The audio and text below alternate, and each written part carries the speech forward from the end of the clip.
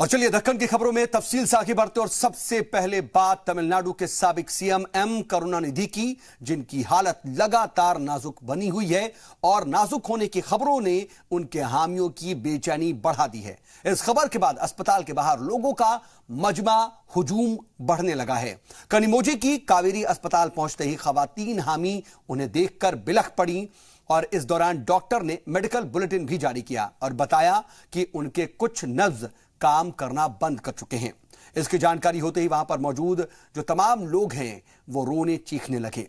वाज़ेह है कि हफ्ते भर पहले ही यकायक करुणानिधि की तबीयत बिगड़ने से हामियों में मायूसी छा गई थी। यह खबर मिलते ही पूरा रियासत गम में डूबा नजर आ रहा है। जहां पर करुणानिधि से मिलने वालों की तादाद बढ़ती जा रही है, इसमें सभी जमात के लीडरान उनके घर और अस्पताल पहुंच रहे हैं, तो वहीं हामियों का रो रो करके बुरा हाल हो रहा है।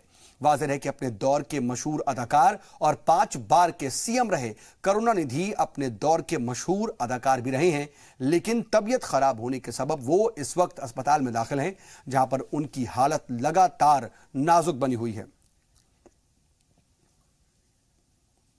आपको बता दें कि आप जो ये तस्वीरें देख रहे हैं, तमाम लीडरान तो उनसे मिलने के लिए पहुंच ही रहे हैं, लेकिन साथ में ये जो तस्वीर आप देख रहे हैं इस वक्त बराह रास्त तस्वीर, लाइव तस्वीरें हैं जो कि अस्पताल के बाहर की हैं। वहां पर उनके जो हामी हैं कितनी तादाद में पहुंचे हुए हैं, इसको देख करके आप अंदाजा लगा सकते हैं। तस्वीरों में आप भारी हुजूम तो देख रहे हैं, लेकिन यहां पर हिफाजत के भी पुख्ता इंतजाम किए गए हैं। खास बात यह है कि जैसे ही एम करुणानिधि की बेटी कनिमोझी अस्पताल पहुंची तो वहां पर जो खातून कारकुनान मौजूद थी पहले से, वो उन्हें देख करके बिलख पड़ी और वहां पर जो तमाम उनके हामी मौजूद हैं वो भी मेडिकल बुलेटिन जारी होने के बाद रोते नजर आए। और कर्नाटक सीएम कुमारस्वामी को लेकर के अपोजिशन जमात बीजेपी ने तल्ख तंज किया है। जी हां, पार्टी का यह कहना है कि कुमारस्वामी सिर्फ नाम के सीएम हैं, जबकि सच्चाई यह है कि रियासत में 3 सीएम काम कर रहे हैं। इनमें एचडी कुमारस्वामी सबसे कमजोर सीएम है, जबकि रेवन्ना सुपर सीएम है और एचडी देवेगौड़ा सुप्रीम सीएम। रियासती सीएम की दिफा में उतरी कांग्रेस ने बीजेपी पर पलटवार कर दिया। इन सब के बीच डिप्टी सीएम जी परमेश्वर ने कहा कि रियासत में किसान कर्ज माफी और दीगर तरक्की के कामों से बीजेपी से परेशान है, तो प्रियंक खरगे ने यह कहा कि नाकामी से परेशान बीजेपी इस वक्त फ्रस्ट्रेशन के दौर से गुजर रही है और इसी वजह से ऊल जलूल बयान दे रही है। Definitely it is in everywhere, WhatsApp, Facebook, Twitter, I have seen. In Karnataka, super CM is Devegowda and CM is Revanna and acting like CM is our Kumaraswamy. Actual CM is Revanna. You take any transfer, you take any decision without Revanna, it will not happen. Such a bad situation is there in Karnataka. So this government is not taken any serious decision. For example, they have taken one important decision regarding loan waive of farmers. But what happened? Already 2.5 months over. Decision has taken, but order not came. Well, BJP are disturbed that this coalition government is doing well. They are disturbed that we are taking our programs to people and successfully so. And that's why they are coming out with all kinds of excuses and blaming us. We know what BJP stands for. They never stood for development. They never stood for social justice. See, we can't expect a pat on the back from the BJP. They have lost their morale. They have lost their morality also. They try to come to power through the back door. they subverted the constitution. They subverted the laws, trying to come to power here. So now, quite naturally, they're quite desperate. So whether it is CM, Super CM, Supreme CM, these kind of things are on expected lines. Are they talking about why they are not helping the state government for farm loan waiver from the center? Are they talking about trying to get more grants from the center along with us? No. So quite naturally, BJP is hell-bent on trying to destabilize the government.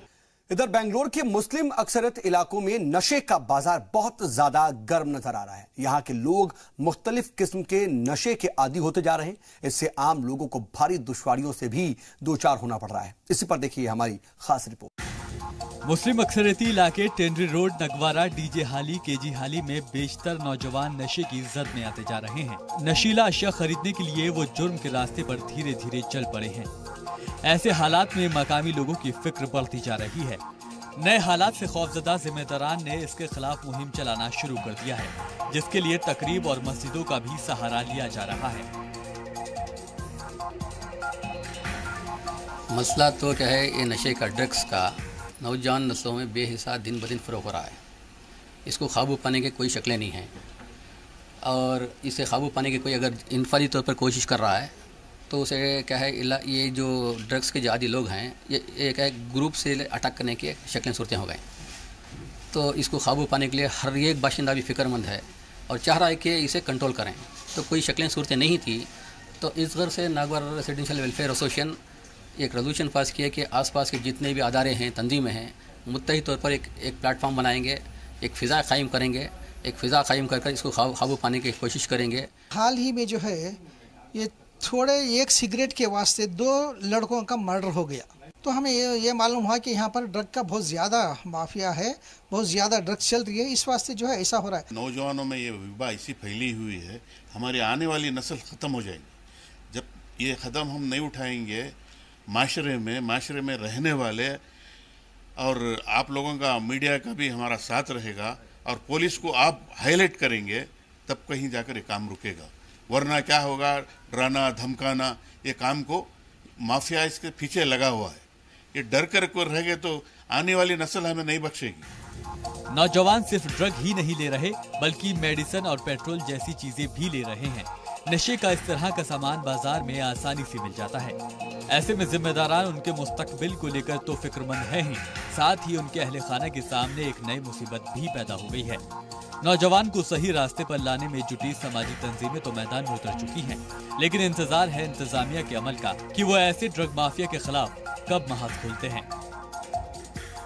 Bengaluru के मुस्लिम इलाके Taini road, DJ हल्ली, KG हल्ली के नौजवान लगातार नशे के दलदल में धंसते ही जा रहे हैं। इसकी रोकथाम के लिए मुकामी लोगों ने मुहिम चलाने का फैसला किया है। कैमरा पर्सन समीर के साथ शाहिद काजी, जी मीडिया, बेंगलुरु। इधर ड्रग माफियाओं के खिलाफ सख्ती करने की मांग को लेकर के बीजेपी का एक वफ्द पुलिस कमिश्नर से मुलाकात करने पहुंचा। बेंगलुरु में बढ़ रहे इस माहौल को देखते हुए बीजेपी ने जिम्मेदारान पर कार्रवाई तेज करने का मुतालबा किया। हालांकि पुलिस कमिश्नर का यह कहना है कि राजधानी ही नहीं, पूरी रियासत में पुलिस अगस्त-सितंबर में मुहिम चला रही है, जहां किसी तरह की कोई कोताही नहीं बरती जाएगी। Drug menace in Bangalore is very rampant. Many students are taking into drugs, more so near the colleges and schools. This menace is widespreading. The BJP is demanding action against all these drug peddlers and those who are supplying drugs. The inaction of the government has forced us to come meet the police commissioner, demanding stern action against all this drug mafia. If the demand is not met immediately, the BJP will hold citywide protest demanding justice and demanding action against drug mafia. The BJP delegation met me and handed over a memorandum for taking action against the drugs abuse and things like that. And in this connection, already the DGP of the state has declared this August and September months as anti-drug months. There will be a lot of actions proposed throughout the state. It's not only for Bangalore, but entire Karnataka. There will be a lot of the 2 months will be observed as an exclusive months for against the fight against the drugs. There will be awareness campaigns, there will be detection of cases, they will be identifying the peddlers, and there will be programs of meetings with college students and college management and educative programs. Everything is planned for 2 months, and it will be taken up very seriously, and the drug abuse at any cost will not be allowed to raise its ugly head.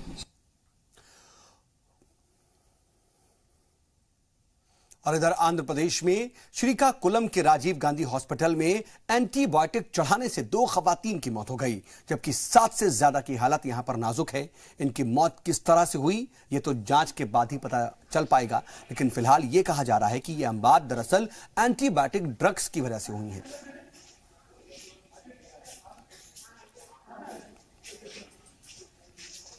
और हमारे नुमाइंदे शाहिद काजी खबर पर मजीद मालूमात के साथ phone line के जरिए बेंगलुरु से जुड़ चुके हैं। शाहिद, आप अगर हम नशे की कारोबार की बात करें या फिर नशे के जद में आते हुए नौजवानों की बात करें तो यह बेहद संजीदा पहलू है, लेकिन क्या इंतजामिया उतना ही संजीदा है इसको लेकर?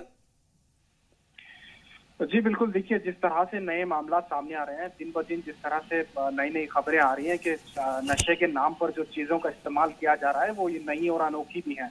क्योंकि पहले सिर्फ ड्रग के नाम पे जो है वो दवाइयाँ, खास करके जो ड्रग्स बनता है उसको लिया जाता था, लेकिन अभी जो है वो जो दवाइयाँ होती हैं उसमें भी इस्तेमाल किया जा रहा है, पेट्रोल या केमिकल के जरिए भी नशा किया जा रहा है। तो लोग समझ नहीं पा रहे हैं कि ड्रग्स का जो कारोबार है कहीं ना कहीं एक बहुत बड़ा माफिया जो है इसके पीछे लगा हुआ है। क्योंकि साउथ में ड्रग्स के मामला इतना मजबूत, इतना ज्यादा नहीं था, लेकिन आजकल देखने को मिल रहा है कि स्लम या ज्यादा पॉपुलेटेड इलाके में ज्यादा इस तरह के ड्रग्स लिए जा रहे हैं। गांजा तो बिल्कुल आम बात हो गई है, सिगरेट तो आजकल जो है स्कूल और कॉलेजों में भी सिगरेट पीते हुए बच्चे नजर आ रहे हैं। तो ये जो नशे की एक वबा फैली हुई है, इसे रोकने की सख्त जरूरत है। इसी पर जो है यहाँ के लोग जो है गौर कर रहे हैं, और बीजेपी भी विधानसभा में भी इस मामले को कई बार उठा चुकी है कि ड्रग्स का जो एक माहौल है उसको रोका जाए, और हुकूमत भी इसमें पूरी तरह से संजीदा है और वो कुछ ठोस कदम उठाने। अच्छी बात है कि संजीदगी सियासी, समाजी और इंतजामिया की सतह पर नजर आ रही है, और उम्मीद की जाती है कि अगर ये संजीदगी बरकरार रहे तो नशे की जद में आने वाले नौजवानों से उन्हें राहत मिलेगी और कहीं ना कहीं नशे का जो जाल है वो पूरी तरह से खत्म होगा। बहुत शुक्रिया शाहिद, तमाम जानकारी के लिए आपका। नजर बना रखिएगा, आगे भी आपसे अपडेट के लिए जुड़ेंगे हम। और यह वक्त एक छोटे से ब्रेक का, जल्द होते हैं हाजिर।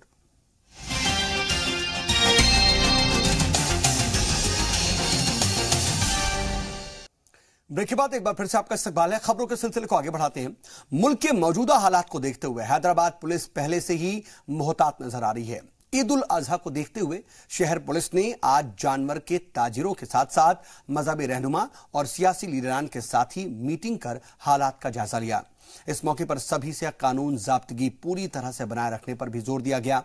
सालार जंग म्यूजियम में हुई मीटिंग के दौरान पुलिस कमिश्नर अजनी कुमार ने सभी समाज के लोगों से आपसी भाईचारे बनाए रखने की भी अपील की।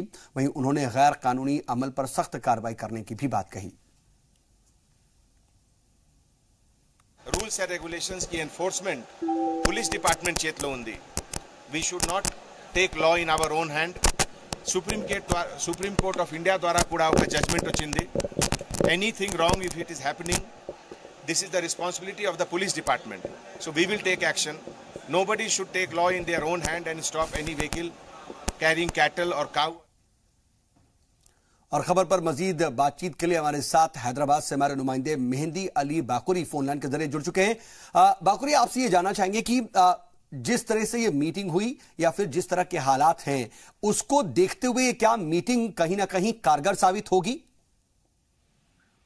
हाँ, देखिए पिछले साल ये बकरीद के दौरान, ईद उल अजहा के दौरान यहाँ पर कुछ जानवरों को रोक दिया गया था। ये कहा कि जो ये गाय है, गाय को नहीं काटना है, मगर उस वक्त वो गाय उस साथ नहीं थी, कुछ और बैल थे, बकरे थे, उन लोगों को रोक दिया गया।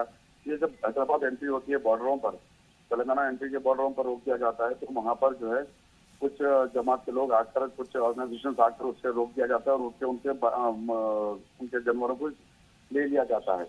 तो लास्ट टाइम इसी तरह से जो है गड़बड़ी हुई थी, काफी मुश्किलों में लोगों का सामना करना पड़ा, जिसको लेकर चाहे तेलंगाना में काफी हलचल हुई। लेकिन इस बार स्टेशन टाइम सेव 9 की पॉलिसी अंजनी कुमार कमिश्नर हैदराबाद ने अख्तियार किया है।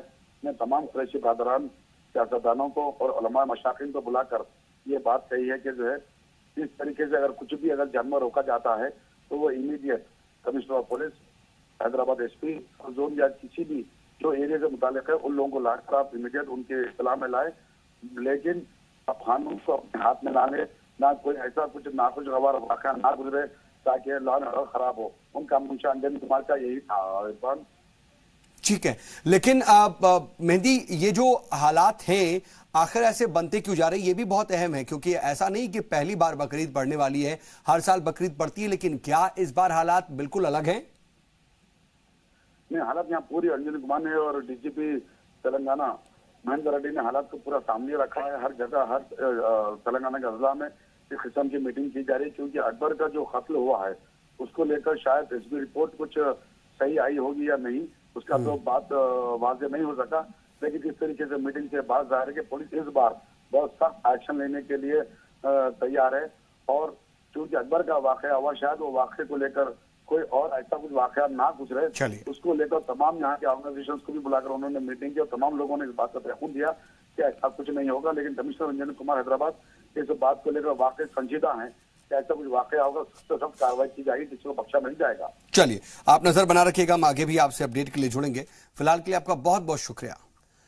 इधर आज पार्लियामेंट के बाहर तेलुगु देशम पार्टी अपने मुतालबात को लेकर के लगातार मुजाहिरा कर रही थी और आज भी उसने ऐसा किया। एहतजाजियों का यह कहना है कि मरकज में बीजेपी हुकूमत के रहते आंध्र प्रदेश को राहत मिलना मुश्किल है और इससे पहले कल भी पार्लियामेंट के बाहर पार्टी एमपी नारमल्ली शिव प्रसाद भगवान राम का किरदार निभाते हुए नजर आए, उसके किरदार में नजर आए, जहां आंध्र प्रदेश की तरक्की के लिए रावण राज के खात्मे को जरूरी उन्होंने बताया। वाज़ेह है कि टीडीपी लगातार मरकज पर वादा खिलाफी का इल्जाम लगा रही है।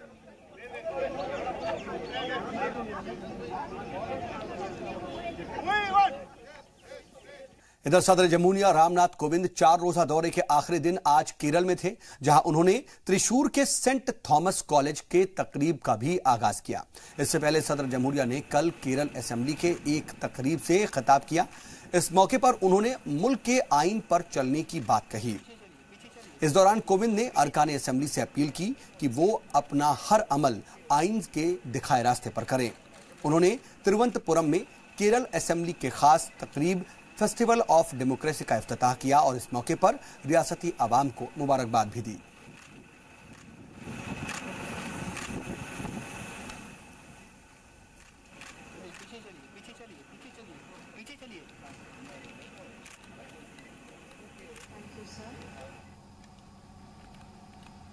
I am confident that the discussions in the Festival of Democracy will provide actionable and practicable inputs for the progress of legislative democracy in our country. Such a celebration of ideas is entirely in keeping with Kerala's rich intellectual legacy.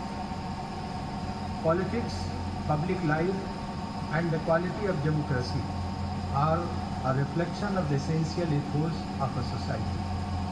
As such, the Kerala Assembly and its debates and discussions, the humanistic values that it has historically advocated and legislated on, are a mirror to the traditions of this state.